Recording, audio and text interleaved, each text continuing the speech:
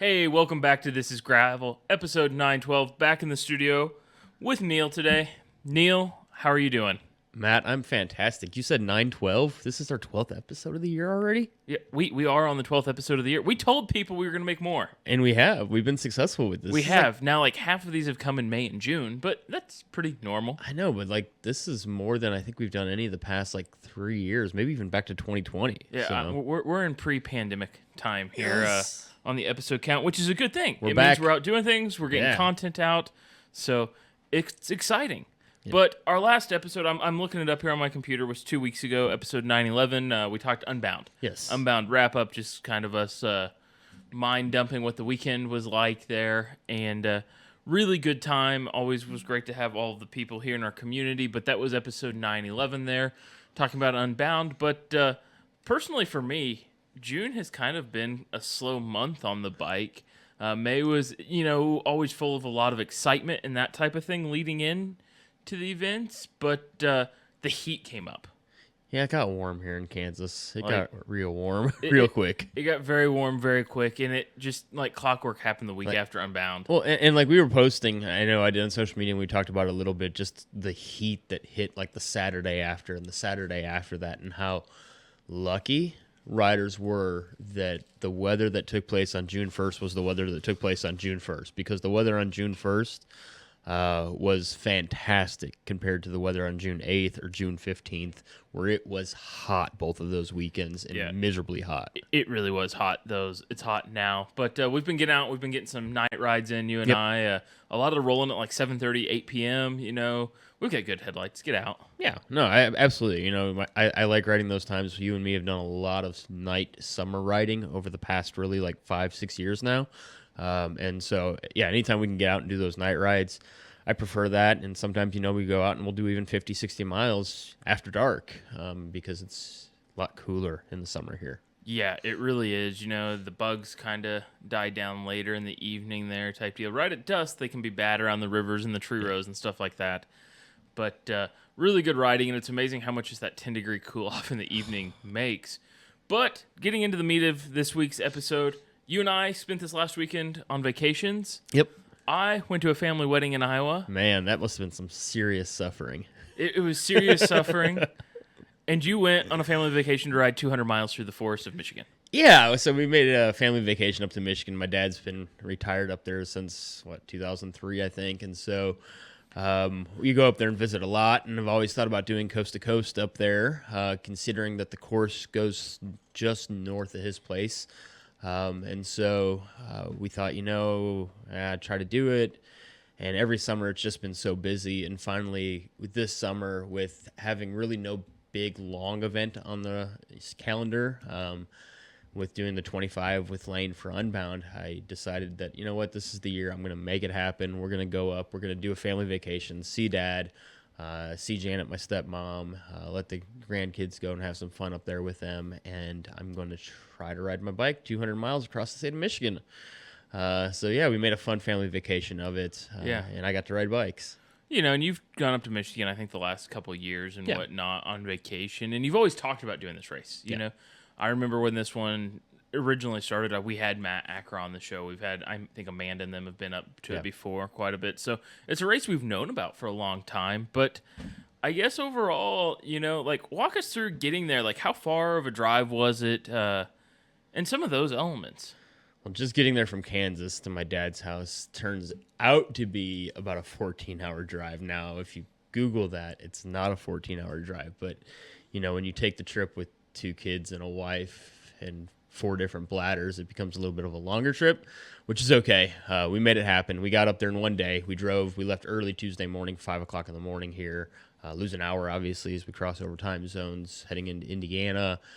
Got up there late Tuesday evening, sometime around, I think, 9:30 or so. Just kind of settled in, and then got up Wednesday morning. And Wednesday morning I said, you know what, Dad, I want you to basically take the 4-wheeler out and give me a taste of everything you can find here in Michigan, hopefully within a 15 to 20 miles ride.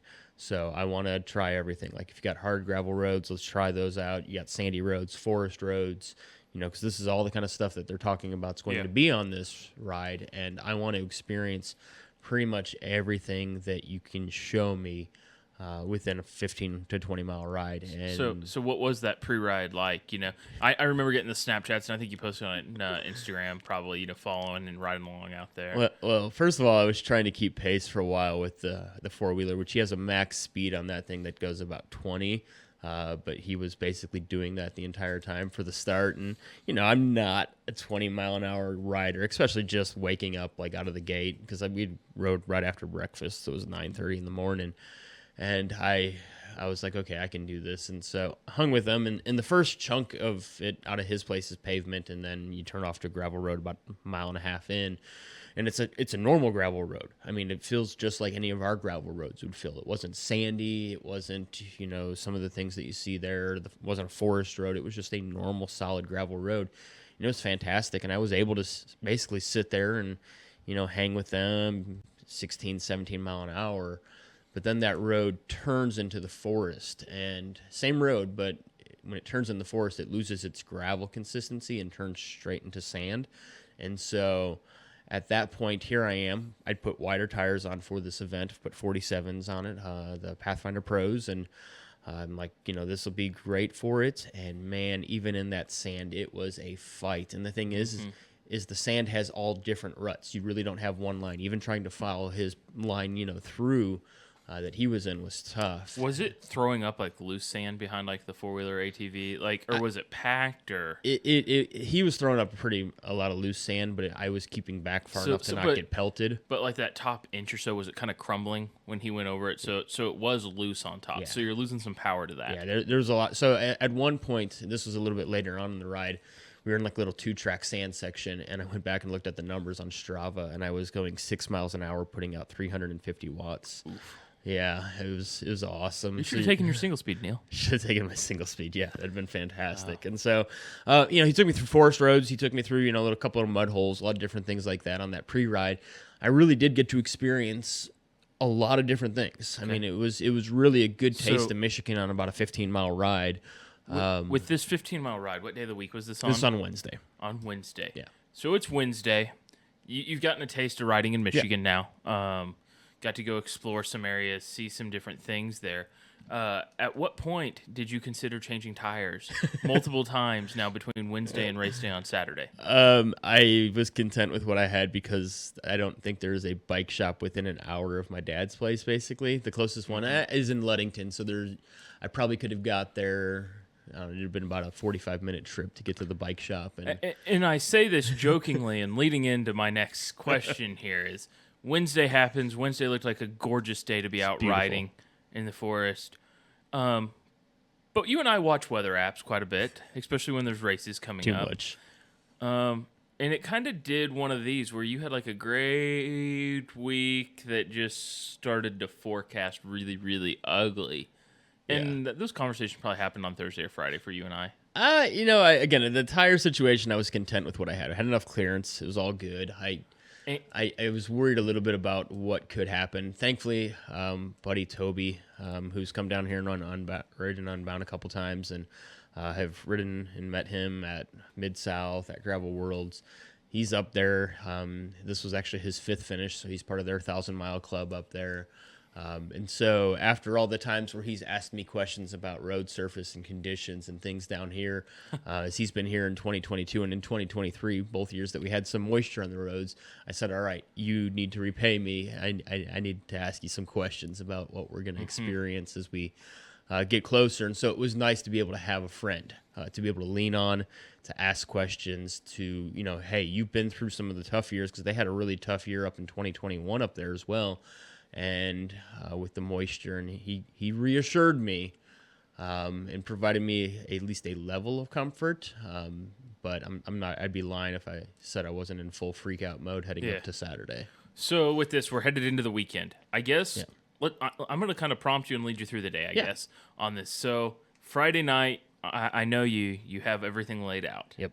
Like everything's ready to go. What time did you wake up Saturday morning? Kind of walk me through getting to the start line on Saturday morning. I woke up at 3:15 in the morning, which is like 2:15 normal for you. Which is 2:15 normal Central Time. I woke up super early because The Airbnb, although it looked really close on the Airbnb map, I should have probably Googled the distance of the drive before I actually reserved the little cottage on the lake that we were staying in, because it was a 45-minute drive to the start line.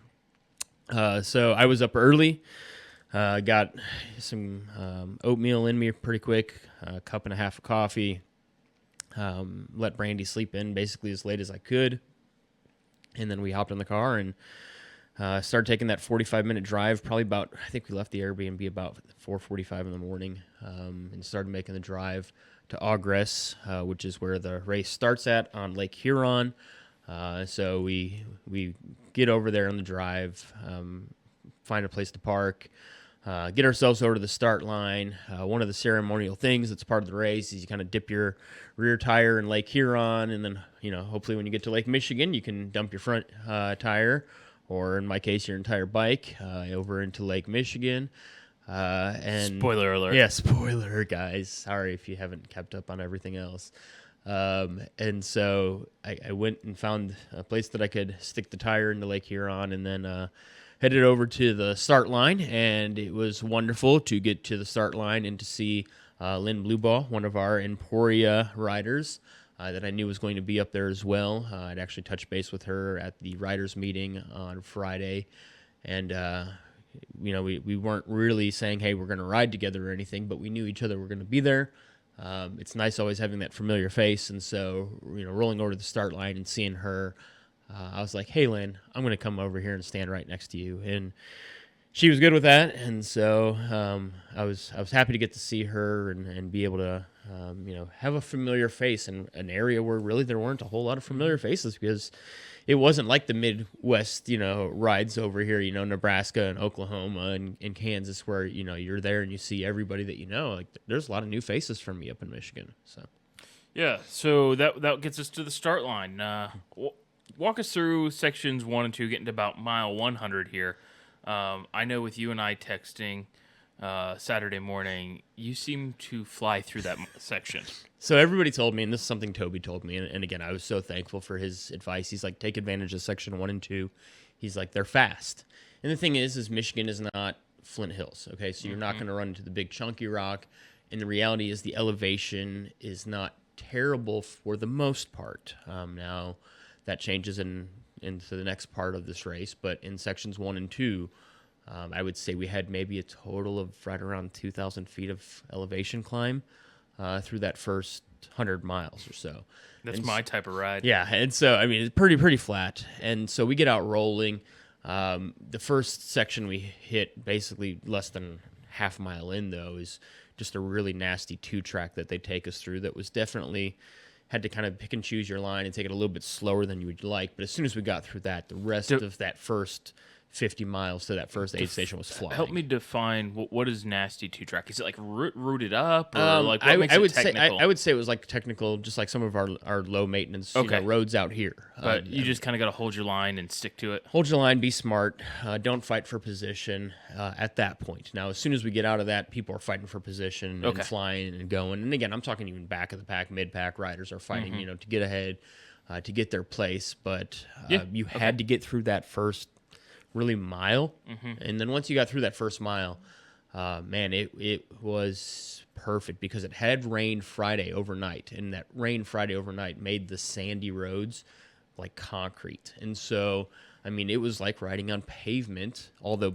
be it sand, and you were still getting sand flung up in front of you, from a rider in front of you, which Lynn and I avoided for the most part, because Lynn and I basically were the front of the train for the first 54 miles. We had a lot of people hop on, and we both probably dropped back from maybe a total of 5 or 6 miles through that first 50, but we found that a lot of people just wanted to ride at our pace, and we were comfortable doing that, and it was nice to have Lynn there chatting, and we rolled into that first checkpoint, I would say, with probably about 20 people in tow.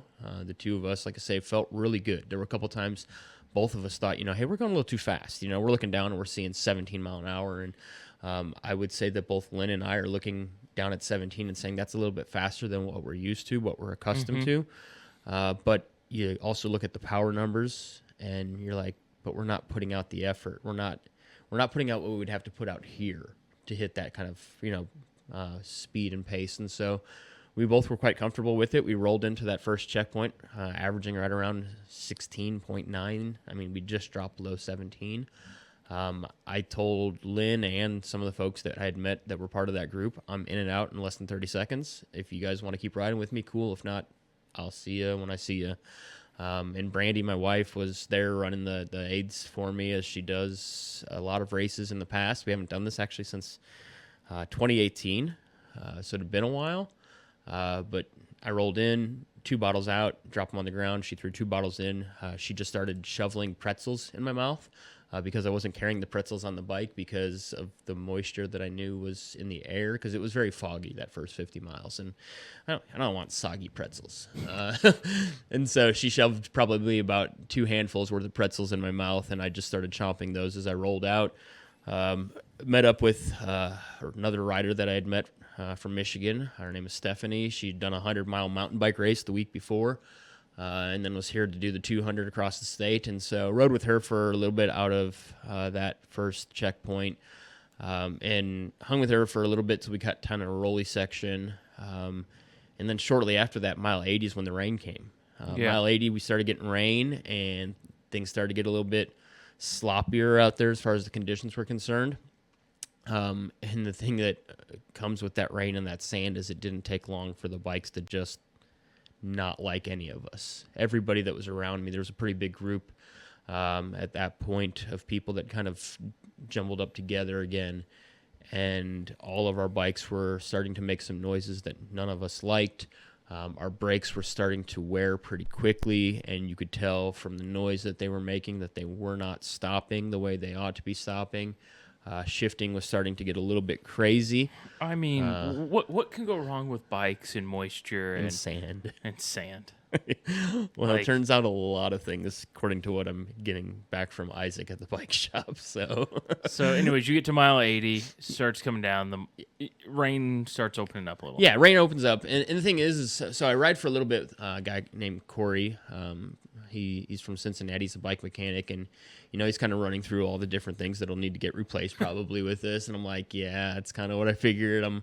Is what it is. And so, I mean, you've drove 14 hours. I'm coming to do the race. We've obviously been around Mid-South. We've been around Unbounds. Like, we're not naive to what can happen to our bike. And the nice thing that I could tell, and I know we've talked about this, and this was concerned because you do talk about things like Mid-South, is that because it's sand, it doesn't pack in the same way on the frame. And so there was none of that clumping between, the wheel and, the chain stays. There was none of that, no peanut butter. Yeah, none of that kind of stuff. And so while it was getting in all the spots and grinding, it was more the gears, the brakes, drivetrain, things of that nature. It was not really on the frame. It was just fresh sand popping up and grinding in new places all the time. Yes, all the time. And so, but we start rolling to that first checkpoint. I hit mile 100 like 6.5 hours in, at least according to my Strava. So fastest 100 I've ever done in my life. I mean, I'm not 6:46. 6:46. Yeah, it was the checkpoint. So that was 103 was the checkpoint. So hit that first checkpoint, mile 103-ish, and at that point the rain is still coming, but I mean it's almost to a mist at that point. Okay.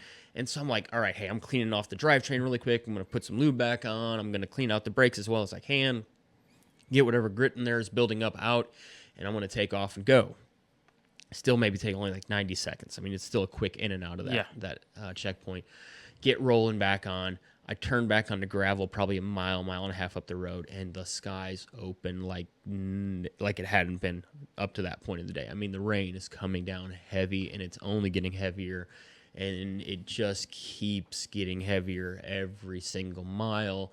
And within a few miles of that point, I start having the mechanical issues throughout the day that started to come. So I'm dropping the chain constantly. It's coming off the chain ring pretty much every single downhill, whether it's a bounce that you hit or whether it's just it can't stay on there because the amount of sand that was now getting packed within the chain was really causing it trouble. So that first time it falls off, because of all the sand that is packed within the chain, it took me about 5 minutes just on the side of the road trying to get it to sit back on the chain ring. And man, at that point I was like, am I done?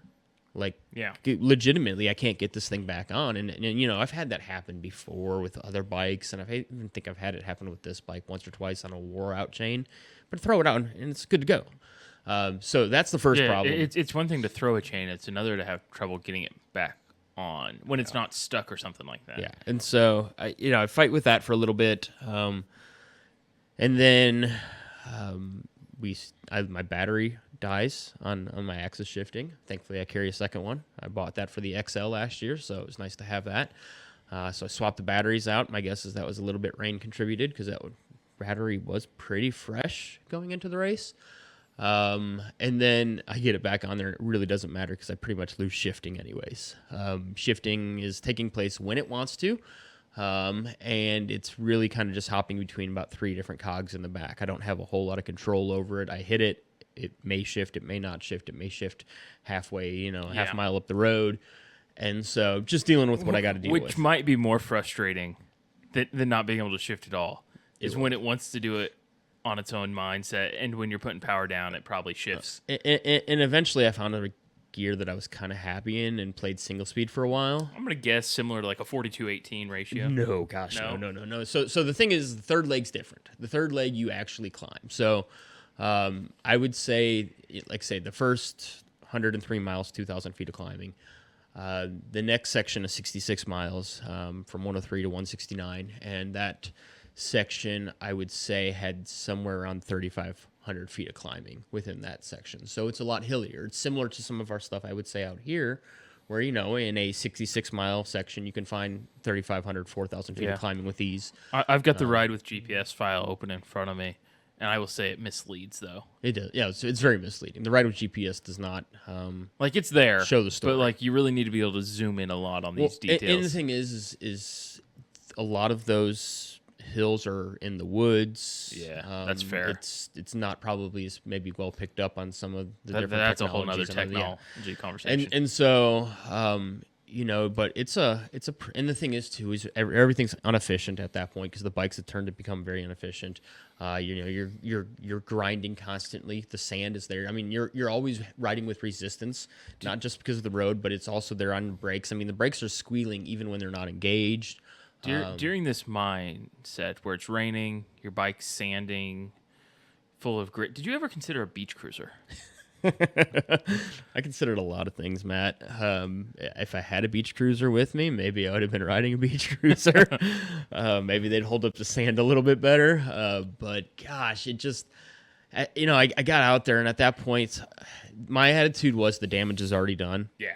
And I'm going to just keep riding. I didn't come 14-hour car drive and then, 2.5 hours across the state from my dad's place to Augress. And I mean, because I love my family, but a 14-hour car ride with a family to a bike race is a commitment in itself. It is. So, and there's also the 14-hour drive home too. So that's another part of the commitment. Do you not want to not finish because you quit and have to have that car ride? Yeah, there was no question. I'll be honest with you. So that was one of the things. The bike was letting me down, obviously, which everybody's bike was. Mother Nature let you down. Yeah. And so the weather let me down. We'll just go that way. And so I just accepted that it was just part of it. My body, honestly, never felt bad. There was no cramping. There was really not a lot of fatigue. I felt great out there. Mentally, outside of when the chain dropped that first time, and it took me 5 minutes to get it back on, mentally, I was fine. There was no mental demons. There was never a point where I was like, man, am I going to be able to keep going forward? I felt good. And I'm I know I have, especially finishing that first 103 miles in 6 hours and 40 something minutes. I mean, I knew I had all the time in the bank that I needed, even with the 10 mile an hour average that it basically was from there on. I knew I was fine to make the cutoff, which was 2:30 in the morning. I wasn't concerned about that. And so, yeah, I was all good on time. So it was just keep pushing forward movement. Don't keep pushing forward, even if it is at a slow pace at times, which, again, when you're sinking into the ground, when your brakes are rubbing and engaged and you don't have any control really over that, when you're having to ride in whatever gear your bike is deciding to be in at that point, I just accepted and just kept moving forward. The great thing is the rain does compact the sand, which makes a lot of the difficult areas rideable, but you're still riding at a pretty slow pace. But that third leg was wild. I mean, we get into the woods, and by this point, the brakes are completely gone. I was on foot brake, which I was basically unclipping my right foot and putting my foot down because we come off a lot of descents, and there's a stop sign and a paved road crossing. Always a stop sign at the bottom. Dude, no joke. And so, but the paved road crossing there, and you want to obviously be able to slow down. You don't want to just fly across the paved road. Especially because you can see sometimes a lot of them, the cars flying back and forth. And so I'd learned how to stop pretty well with my foot. But when we were in the woods and there was no, roads at the bottom or stop signs at the bottom, we're full sending down those hills and, just letting it fly. And, man, some of those were pretty sketchy where you'd maybe like a brake check every now and then to either take a different line or to hopefully, just help yourself navigate some of it.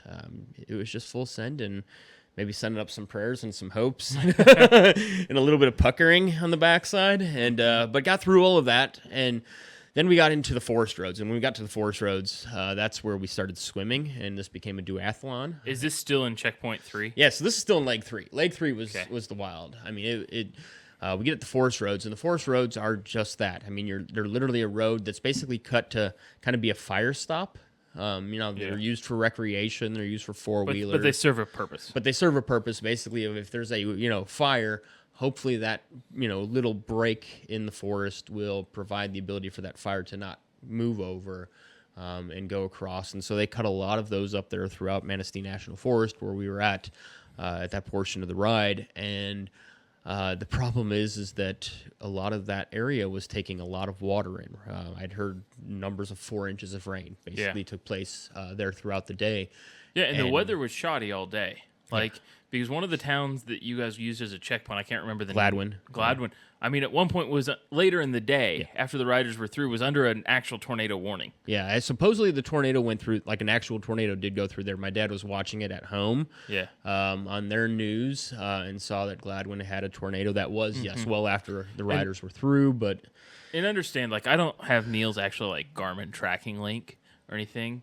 But I've got his Apple location, and I had I had my Radar Scope app open on my phone, and I'm at a wedding now in Iowa, and I'm sitting there, and this thing is solid orange and yellow, and here's Neil's location, and I don't remember the first text. I'm it was very optimistic, keep digging, you got this. I didn't need to know how the day was going. I knew how the day was going for you. And I was texting a lot more early on in the day. Obviously, when things were fast, things were smooth. Because you were going to find out how waterproof an iPhone was by the end of the day. So when we went through these forest roads in these sections, the thing is you didn't know exactly how deep the hole was going to be. And so, we rode through a handful of them, and it's just, inch or two of water, no big deal.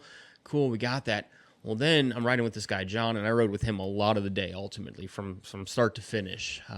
We were pretty close to one another, and, man, he hits one of those and just disappears. I mean, literally just he goes down, he tumbles, tips right over, and was not happy. And so he started kind of walking, and we walked a handful of those together. I started to find out as I was walking them that if I stuck either to the dead center or to the very edges, I could ride them. So we ended up separating actually out through that section because I started just riding them. But there were times that my top tube was underwater. There were times that as I was walking through, on the wide shot of you, there, there's that is that deep. Yeah. I mean, I was in water. You would have been better off with a kayak. through section 3, you might be right, because I think it probably would have been just as efficient as my bike was at times. But it was wild, man. I mean, and again, you're just kind of trying to get through this. The thing that's crazy about Michigan that people also don't realize is people camp out in these sections too. And so at one point, again, since it's a national forest, it's accessible for people to use however. And there's this camp spot, and folks are camping out there on the side right next to one of these mud pits that I did have to get off and walk through because the water walking through was basically chest high. And they're just sitting around their campfire, just having a good time, just laughing at all of us as we're rolling through and telling us that it's only going to get worse ahead, which it did. And so it was a good time, I mean, we had fun. We got through that section. got a little bit of a paved section, which was just a screaming downhill. I mean, just boogieing down that, and with no brakes, it was kind of wild because just hoping everything goes well, wet pavement, whatnot. But it was fine. And then got into another one of those sections with the little water bogs, but rolled into the third checkpoint, 169. And the thing is like you look at everybody, even like the leaders, everybody section 3 was a lot slower pace. Some of those leaders were through, I think the winner was through the first 100 miles in like 4:45, if I'm not mistaken.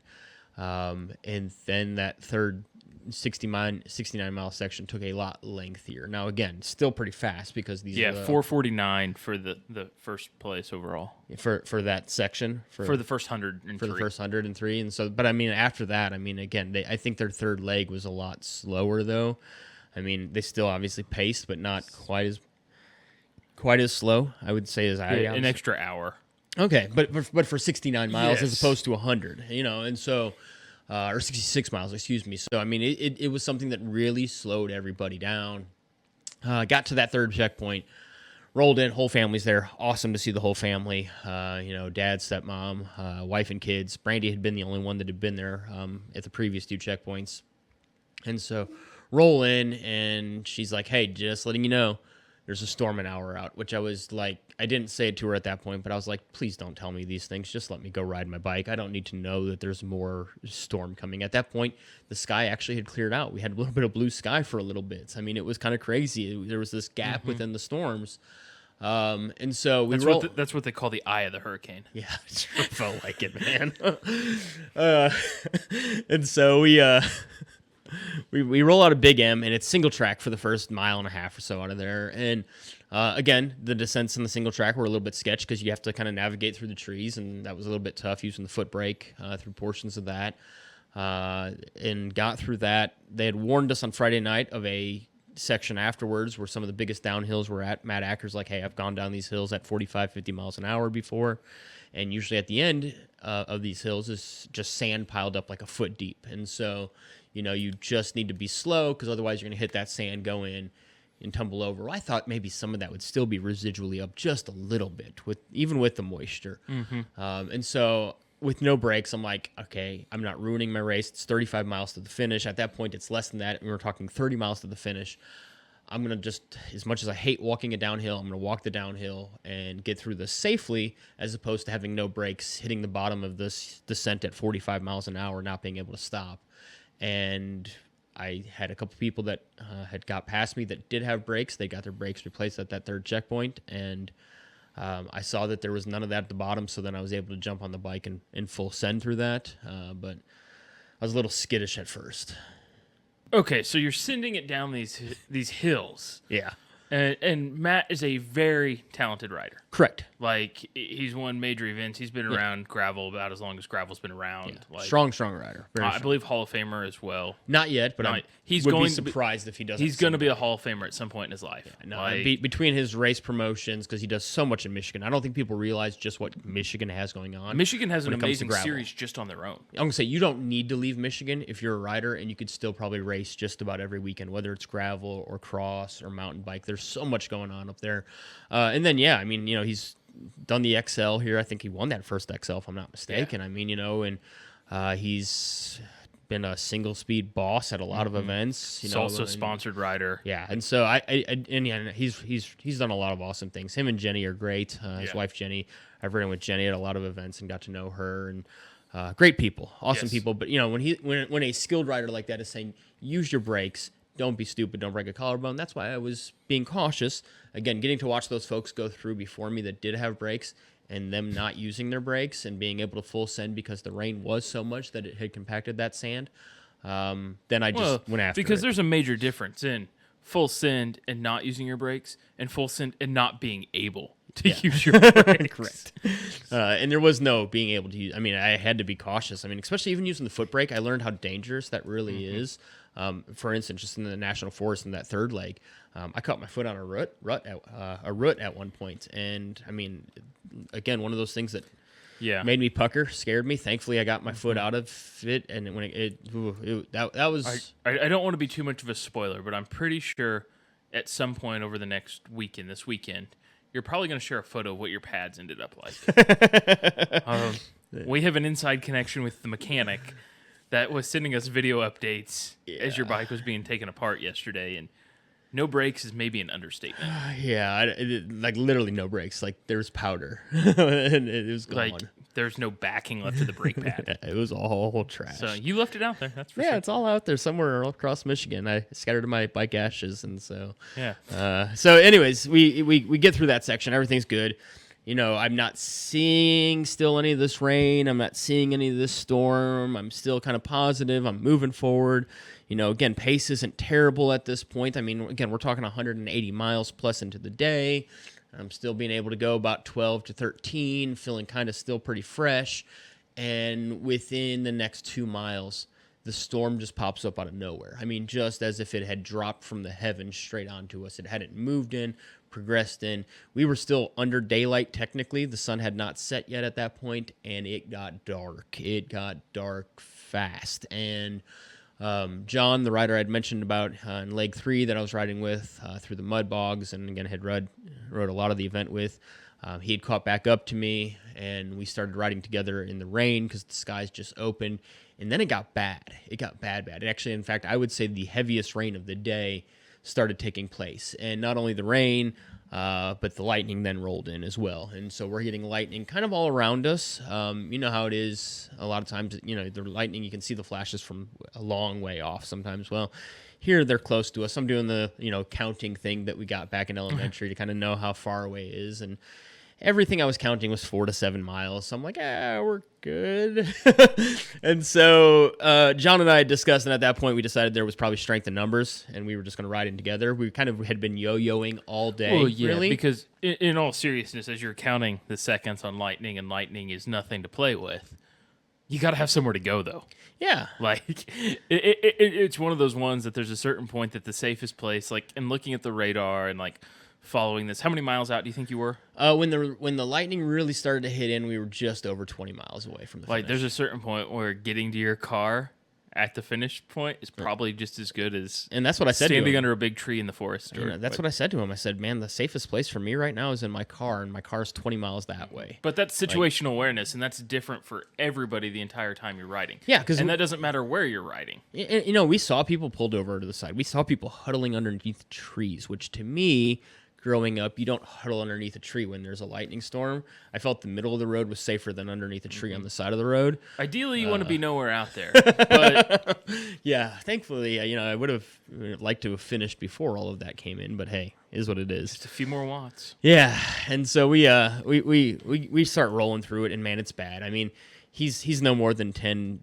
15 feet ahead of me at points because we are having to single file it because the water has now risen to the point on both sides of the road that we have pretty much a line in the middle of the road that we can ride, and that's about it. The rest of it is riding in water on both sides of us, which again is just an energy suck at that point that we weren't wanting.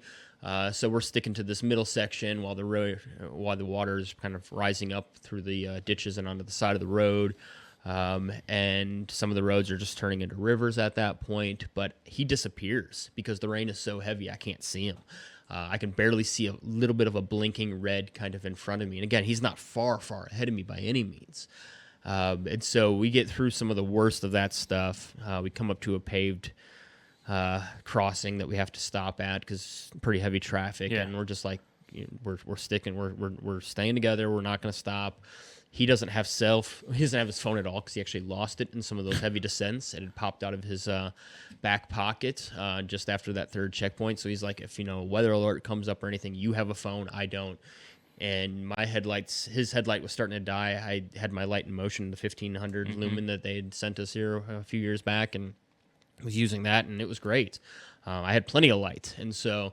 you can even see on the finishing video, he's got a very light, low blinking still left, and I've got full light still left as we approach the finish line. So we did. We hung together and kept thinking, you know, hey, we're getting closer to Ludington. They've got to have paved roads. They got to have paved roads. Man, they found every last inch of gravel they could get until they had to turn to paved roads. It was paved about the last 4 miles in. Man, we hit that. You know, a lot of times we're guilty about complaining because there's too much pavement at the beginning and end of rides, but This is one. It sounds like you would have been happy had you gotten on pavement. We were really, well, I was trying to compare it to Augress, the other side of the town or the other side of the state. And, Augress is a tiny little town. It's small. And we had tons of paved roads out of that. And so I'm like, here, Ludington is probably 5 times the size of Augress. It's got to have tons of paved roads, and we'll be able to get on paved quick. No, like I say, the last 4 miles, and I'm thankful for the last 4 miles being paved. It was wonderful to have them at that point because we could be more efficient on the pavement than we could on the sand because it was just, again, sucking us in pretty badly. And so, yeah, we rolled into that finish, no brakes. We rolled in slow. We weren't racing to the finish line at that point, but no brakes, and got ourselves there, and I was glad to be done somewhere around 17 hours, 20-something minutes. I can't remember where exactly it came in at. Well, because it's a day of like 2 halves. Dude, yeah, 2 totally different halves. very, very fast first half of the day. I mean, like 6.5 hour, roughly 100 miles. Like, that's flying, like, for you. Yeah, no, like, that's it's fast. Extremely flying for me, but it's really flying for you. That's my fastest 100 miles ever. I mean, so I mean, it was a boogie. I mean, everything was quick. And then 100 miles of one. That's where the hills started, and then the precipitation and the sand. Inefficient bike, no brakes, no shifting, no. I mean, yeah. So the $1 million question, Neil, would you go back? I would go back, but I would probably ride it if it was dry. And I think I would bring a second bike if it was wet. Just reality. Because here's the thing I think I could do and that I've learned between a wet condition and a dry condition race. A wet condition race, I could probably ride my state single speed with 35s and be fine in wet. Because in wet, it's compacted. That sand is not the concern that I need 47s. Well, I need wide tires. I need things like that. And I might make some people mad here on the show listening, and I apologize. The early state single speed you have is probably not a whole lot different than a beach cruiser. It's not a whole lot different. I mean the technology and the parts and components used in that bike. Yeah, it's a rim brake bike. It was a very budget single speed bike. Yeah, no, very, very. But it gets you through it. It's $550, $600 bike. I mean, we're not talking anything crazy. We're not breaking the bank. It was very, very low end bike. Let me rephrase my question. Would you go back? Would you go back if it wasn't 14 hours away? Would that change your opinion? Yeah, absolutely. Yeah, if it wasn't the trip. And the thing is, making the trip's not a big deal. We love going to see my dad. We love going to, kids love that. They got to have Friday and Saturday basically with grandma and grandpa, which is something they haven't had before. Just growing up that far away. And so, they got to have some fun together and got to go out and ride around on the four-wheeler some more and have some fun. And so, there are a lot of positive aspects to being able to go up to Michigan and to do events or to do something like coast to coast again. I think there's a chance at some point I say, once the sting of the bike repairs pass, then because I would love to ride it when it's dry because I know it will still be ultimately faster. Even with the sand, talking to everybody I talk to, that sand, when it's dry, yes, it's going to be a little bit tough to get through at times, but you're not going to lose the efficiency on the bike that we lost really here. Whereas, I couldn't shift up some hills. And there were times that, you have to hop off and run really quick or, just walk through it. Or there were times where, again, I'm having to brake way early down a hill because I don't know what I'm going to encounter at the bottom. And so instead of descending a hill at 15 or 20 or 25 miles an hour, I'm descending it at 7 or 8 because I've got to start braking early because I can't just all of a sudden grab my brakes and stop at the bottom. So, well, it sounds like it was an amazing ride out there for you. A lot of different experiences, some you'll never forget. I'm sure if people have any questions, they'll reach out to you. Minister of Gravel on Instagram is probably the best way to chat with you. Absolutely. So shoot any questions there. Today is Friday, June 28th. Hoping to have this episode out late tonight. Tomorrow morning, I'm headed up with Isaac. Actually, we're going to go do some video work up at Rock Ridge Gravel. Bobby Thompson with Discover Gravel will have an event in Alma, Kansas, up in Wabunsee. Getting up there on the gravel. We've actually had a little bit of rain here this morning, so we'll see what that holds. A lot of rock up there. We know that for fact. Yeah, absolutely. It's crazy always up in that area. If you were here funbound, obviously you know the area, some of those roads, and so they can handle a little bit of moisture and be fine. But just last word, to be honest with you, even with all the things that went on, honestly, top 3 favorite day on a bike. I had a blast. It felt like being a kid playing in the rain, and to be able to go fast, but to be able to have some of the struggles, you got everything I feel like I wanted. I think there's some of that comes along with the top 3 day on the bike. Also, the mindset of getting to go ride a bike in places we don't know. Yeah. I think here we have expectations in our mind because we've rode a lot of the roads around here, and especially the ones that events take. We've spent a lot of time on those. So we know what's up around the corner. We know what's coming up. So your mind's thinking about that. So I think that helps with those great days. Yeah, I wanted to see new roads this year. People heard me say that, and it was nice to go ride 204 miles of new roads. Yep. So I had a blast. Awesome. Well, thanks for coming on this episode. Thanks for listening to episode 912 here on Gravel Guru. This is Gravel. Make sure you follow along on Instagram, Facebook. Thanks.